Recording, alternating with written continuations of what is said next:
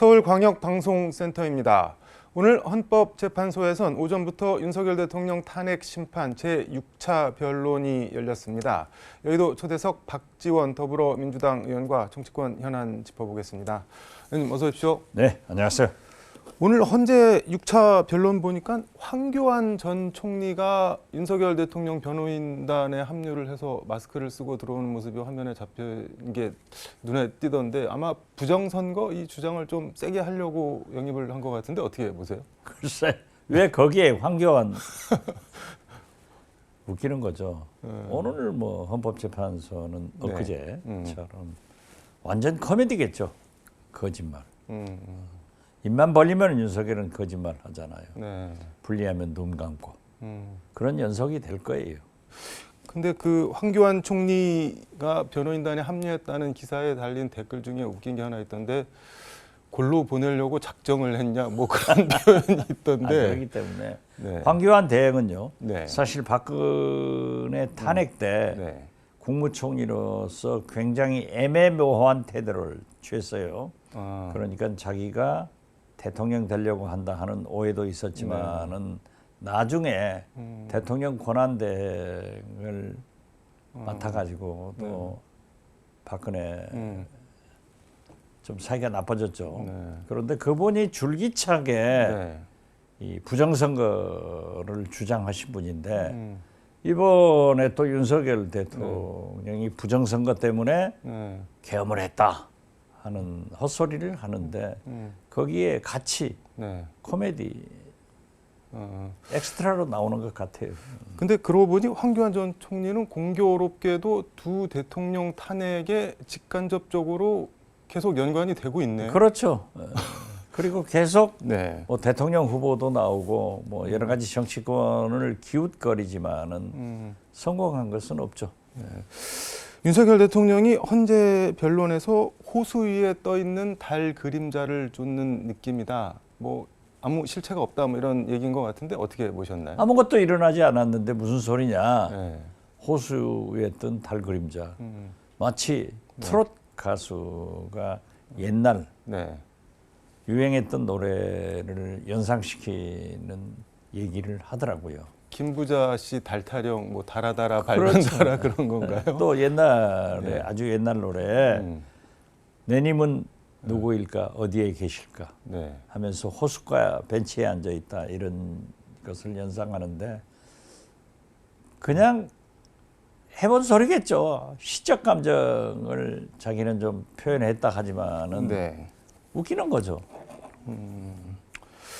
홍정원 국정원 전 1차장이 증인 출석하면서 헌재 들어오면서 윤석열 대통령한테 서서 깍듯하게 인사를 했는데 쳐다보지도 않고 그냥 외면을 해버리더라고요. 그 좀 인상적이던데. 홍정원 1차장은 아주 극우 보수 윤석열 대통령을 진짜 존경하고 따랐어요. 그렇지만은 윤석열 대통령으로부터 부당한 명령을 받고 국정원법에 의거해서 거부를 했고 더욱이 윤석열 대통령이 여인영 반첩사령관과 협력해라 해서 여인영 반첩사령관이 체포조 명단을 줄 때 미쳤다 하고 거부해버렸잖아요. 이게 엄청난 공로를 세운 거예요. 만약 홍정원 1차장이 대통령의 전화를 받고 방첩사령관의 전화를 받고 그대로 움직였다고 하면은 대한민국 국정원 세력이 계엄에 가담했다고 하면은 비록 국회에서 국민의 반대로 실패는 했겠지만은 엄청난 많은 대가를 치렀을 거예요. 국정원이 작정하고 움직였으면 뭔가 판이 많이 달라졌을 수도 많이 달라졌죠. 그 조직에 대해서 제가 전직 국정원장으로서 미주알 고주알 얘기할 수 없지만은 엄청난 조직 아니에요. 이게 만약에 움직였다고 하면은 큰 문제가 있었을 건데 이걸 막아준 것이 즉 국정원법에는 부당한 명령과 지시에 거부를 할 수 있어요. 네. 그 홍장원 1차장의 그러한 네. 대통령의 지시, 방첩사령관의 협조 내용을 거부한 게 그래도 네. 나라를 살렸다. 저는 높이 평가합니다. 홍장원 전 1차장 경력을 좀 보니까 육사 나와서 707 특임대 중대장 이렇게 아주 이른바 빡센 데서 근무하고 중령 예편에서 국정원에서 블랙 요원으로 계속 활동을 했고 보니까 평생 국가에 헌신한 사람인 것 같은데 그런 사람도 윤석열 대통령한테 불리한 증언을 하니까 빨갱이다, 좌빨이다 뭐 이렇게 비판을 하는데 그거는 어떻게 봐야 될까요? 그걸? 그분 홍장원 1차장 네. 스스로가 제가 볼 때는 네. 극우 꼴통 보수예요. 그러나 그분이 블랙 요원으로 사선을 넘는 등 국가 안보를 위해서 기여한 공로도 있고 네. 어떻게 됐든 네. 윤석열 대통령이 새빨간 거짓말을 하는 거예요. 자, 국정원장이 미국 가 있는 것으로 알고 네. 홍정원 차장한테 전화했다. 바로 직전에 네. 같이 국무회의에 음. 국정원장이 참석을 했어요. 네. 그리고 국정원장이 미국을 갔다 가면은 대통령의 재가를 받고 가고 그리고 이미 대공 수사권은 경찰에 넘어가 있는데 네. 이 내용을 너무나도 잘 알고 있는 대통령이 대공 수사권 찾아주마 이 자체가 아닌 것 아니에요. 간첩 잡으라는 소리가 아니에요. 그러한 거짓말을 하고 있는데 네. 진짜 윤석열 대통령은 굉장히 편리한 뇌 구조를 가지고 있다. 그냥 나오는 대로 하는 거예요. 본인 위주로 생각한다는 그런 그렇죠. 말씀. 예. 근데 장해찬 전 최고위원이 어제 여의도 초대석 나왔는데 김건희 여사 관련해서 자기가 여러 군데 알아봤는데 계엄 직전까지 계엄 선포할지 전혀 몰랐다. 뭐 그렇게 얘기를 하던데요. 그렇게 발표되고 있지만 네. 저는 김건희 여사가 이 계엄을 네. 발표한 것은 무속인들의 충고와 네. 명태균 예. KT에서 나온 김건희 여사의 선거 개입 국정농단에 대해서 명태균 수사 보고서가 창원지검에 의거해서 네. 작성돼서 나오니까 제가 김건희 여사가 대통령 오빠 빨리 계엄해 이거 큰일이야 해서 냈다라고 했는데 바로 그분도 네. 비난을 했더라고요. 나도 비난하니까 자기들도 비난하겠죠. 그렇지만 네. 오늘 아침 보도를 보면은 네. 창원지검에서 계엄이 선포된 것은 네. 그러한 창원지검의 명태균 수사 보고서의 결과 같다. 네. 즉 명태균 수사 보고서 때문에 김건희가 대통령 오빠에게 계엄하자 네. 하는 얘기가 입증될 거예요. 그리고 더 나아가서는 지금 현재 서울 고검에 네. 도이치모터스 주가 조작 문제도 최강욱 전 의원이 항고를 했기 때문에 지금 네. 소사 중이잖아요. 아직도 검찰에서 간보기 하는 거예요. 왜? 내란 세력이 저렇게 저항을 하고 있으니까 혹시 다시 돌아오나 하는 것을 간보기 하고 있지만은 네. 검찰은 괴물 아니에요. 권력에 따라서 움직이는 거예요. 그렇기 때문에 윤석열의 재판이 진행되고 네. 특히 헌재에서 인용이 되면은 다 끝난다. 저는 그렇게 봅니다. 근데 뭐 왕왕왕도 그렇고 이번에 뭐 비단 아씨 뭐 이런 분도 등장을 하고 관상을 보는 행정관을 용산에서 뽑았다 그러고 전국 5대 명산에서 뭐 구술했다 그러고 왜 이런 무속 관련한 것들이 계속 나오는 걸까요, 이게? 아니 그러니까 네. 대통령 후보 때 네. 왕자 써가지고 다른 후보를 우리 기독교인들이 지식인들이 지지해가지고 네. 대한민국을 무속 국가로 만들었지 않습니까? 예를 들면은 김종필 씨가 5.16 네. 군사 쿠데타를 모의하면서 점쟁이 무속인한테 젊게 봐가지고 해요? 그런데 이 사람들의 수준은 무속 수준이에요.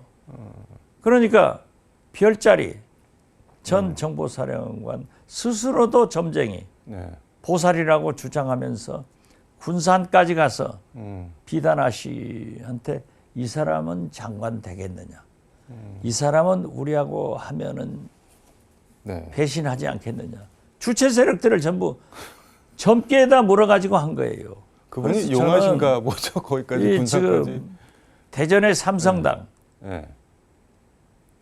군산의 이성당, 네. 목포 콜롬방, 네. 해남 고구마빵, 네. 이 전국적으로 빵집 유명하거든요. 네. 그런데 이번에 군산은 음. 비다나 씨가 또 유명하게 만들어줘서 네. 전보로 많이 갈 것 같아요. 이게 말이 되냐고요. 이게 어떤 나라예요. 그런데 예. 점쟁이한테 자기들의 계엄 주체 세력을 물어서 네. 점괘에 따라서 하고 있는 이 윤석열 진짜 창피한 일이고 우리 기독교인들 보수 목사님들 다 반성해야 돼요. 근데 저는 그거 보면서 영화 관상에서 김혜수 씨가 이런 대사를 했는데 사주 위의 관상, 관상 위의 눈치다 요것들아 그랬는데 눈치가 이렇게 없었을까요? 이 기경을 하면서. 아니 그러니까 그 경지에 들어가지 못한 사람들이 한 거예요. 저도 관상을 봤지만은 항상 그러잖아요. 관상 위에 심상이다. 심상. 예. 마음을 좋게 써라. 그런 얘기를 한다고요. 그러니까 이게 우리의 일종의 샤머니즘, 무속인데 네. 우리가 거기를 많이 의지하는 것도 사실이에요. 그렇지만은 국가를 경영하는 사람들이 계엄을 나라를 먹겠다고 하는 사람들이 점쟁이한테 가서 물어가지고 사람을 선정할 정도로의 두뇌 구조를 가졌으면 역시 윤석열 두뇌는 연구 대상이다. 저는 그렇게 봐요. 무속 얘기는 이 정도로 하고 그 미국 외교 전문지 포린 폴리시가 재밌는 기사를 재밌다는 표현이 좀 그렇지만 한국에 관련한 기사를 썼는데 제목이 한국 보수당 의원들 트럼프의 지원을 얻기 위해 필사적 노력. 그런데 이 노력을 비드 입찰이라는 표현을 썼는데 막 달라붙었다 뭐 그런 뉘앙스인 것 같은데 결론은 뭐 꿈 깨라 뭐 이런 취지로 기사를 썼던데 그 기사에 대해서 페이스북에서 평가를 하셨던데 저는요. 네. 미국의 외교 전문지 등 포린 팔리시, 네. 포린 어피어스가 쌍벽을 이루는 아주 전문지인데 포린 팔리시에 나온 기사는 네. 전 세계의 외교관, 특히 미 국무성, 네. CIA, 나아가서는 우리 한국 대사관의 네. 조셉 윤 대사도 봤을 거예요. 그 포린 팔리시의 기사가 네. 함의하는 것은 굉장히 커요. 즉 쉽게 말해서 너희들 트럼프 대통령한테 나경원 등 열심히 줄 서지만은 민주주의를 지지하지 네. 계엄 세력 지지하지 않는다 아니에요. 여기에다가 이재명 대표에 네. 대해서 실용주의 노선 등 굉장히 높이 평가를 했더라고요. 네. 이것을 읽고 저는 이재명을 보면은 네. 김대중의 과거하고 오버랩되는 게 많아요. 이념적으로 상당히 의심을 받고 있는데 이번 포린 팔리시 기사가 네. 이재명은 실용주의로 전혀 문제가 없다 해서 굉장히 민주당과 이재명 대표에 대한 긍정적인 기사이면서 트럼프 대통령 너희들 쫓아다녀도 네. 내란 우두머리 절대 지지하지 않는다 하는 경고가 있어서 아주 좋은 기사라고 생각합니다. 그러니까 기사 쓴 사람 보니까 이름이 미셸 킴이라고 돼 있던데 한국계인 것 같은데 한국을 좀 잘 아는 사람인 것 같은데 이재명 대표에 그러니까 대해서 기자나 그 기사를 누가 썼느냐 네. 이것도 중요하지만은 그 기사를 폴린 팔리시에서 편집장이 게재했다. 네. 그리고 이것은 전 세계에서 본다. 그래서 저는 우리 민주당이 이 기사만은 좀 복사해서 네. 우리 민주당 당원들이나 우리 한국의 오피니언 리더들, 학계 이렇게 좀 홍보를 했으면 좋겠어요. 그러니까 이재명 대표에 대해서 트럼프의 변덕스러운 외교수를 헤쳐나갈 수 있는 적응력 강한 리더로 자리매김 중이다. 그러면서 두 사람이 뜻밖의 파트너십을 구축할 수 있다 이렇게 평가를 했던데 이재명 대표를 이 잡지는 트럼프의 상대로 자리매김을 그냥 아예 이렇게 하고 있네요 보니까. 완전히 인정을 한 거죠. 소위 JM을 인정했다, 네. 이재명을 인정했다 하는 것은 제가 볼 때는 주한 네. 미국 대사로 오신 조셉 윤 대리 대사 등도 네. 이재명 대표를 만났을 거예요. 만난 것으로 알고 있는데 이러한 이미 평가는 잘 끝났구나 해서 안심할 수가 있다. 그렇게 봐요. 근데 여론조사를 보면은 이재명 대표가 1대1 대결 구도에서 여권 후보들을 압도하지는 못하는 것 같습니다. 오차 범위 안에 있다는 결과가 많이 나오는데 이건 어떻게 보세요? 이것은 이미 보수들은 윤석열 버렸어요. 네. 버리고 목표가 오직 민주당 이재명이 대통령 돼서 안 된다는 그러한 네. 구도로 넘어갔어요. 그렇기 때문에 저는 지난 설 연휴에 네. 해남, 안도, 진도, 목포, 광주에 가서 열 하루 동안 네. 있으면서 170여 번의 주민들과 소통을 한 서의 결론은 네. 특히 광주 KBC 정치부장 등 네. 언론사 9분의 정치부장들과 얘기를 해도 네. 이재명에 대해서 조금 편향된 시각을 가지고 있더라고요. 그래서 제가 물어봤어요. 그렇다면은 계엄, 즉 내란 세력을 지지할 거냐? 아, 그건 안 된다. 네. 그러면 대안이 누구냐? 만약 내가 나가면 어쩌냐? 했더니 답변이 없더라고요. 결국 결론은 그래도 이재명이다. 이런 결론을 내리는데 네. 그런 게 때문에 지난 대통령 선거에서 이재명이 0.73%포인트로 졌잖아요. 네. 이번에도 저는 50대 49 게임이 될 것이다. 네. 그렇기 때문에 우리는 네. 더 노력하고 겸손한 자세가 필요하고 또 민주당 내부에서 이러쿵저러쿵 얘기하는 것도 나쁘지 않아요. 뭐 김부겸이건 네. 김경숙은 김동연이건 김두관이건 정책 대결해서 결정해야죠. 그래서 나쁘지 않지만은 단 이 시대의 최고의 개혁은 윤석열을 징역 보내는 거고 네. 최대의 혁신은 정권 교체가 필요하기 때문에 지금은 뭉쳐서 싸우고 이기자로 가자는 거죠. 근데 그래도 이재명이라고 말씀을 해주셨고 51대 49 싸움이 될 거다라고 말씀을 해주셨는데 이재명 대표가 지지도도 1인데 비호감도 조사도 압도적 1등인데 이게 그러면 51대 49 싸움에서 비호감 저렇게 확실하면은 위험한 거 아닌가요? 그렇게는 안 봐요. 이 정치권의 모든 지도자들이 지난번 대통령 선거도 비호감도 1등이 윤석열 아니었어요. 아, 지난번에는 윤석열 대통령이 2등이 이재명.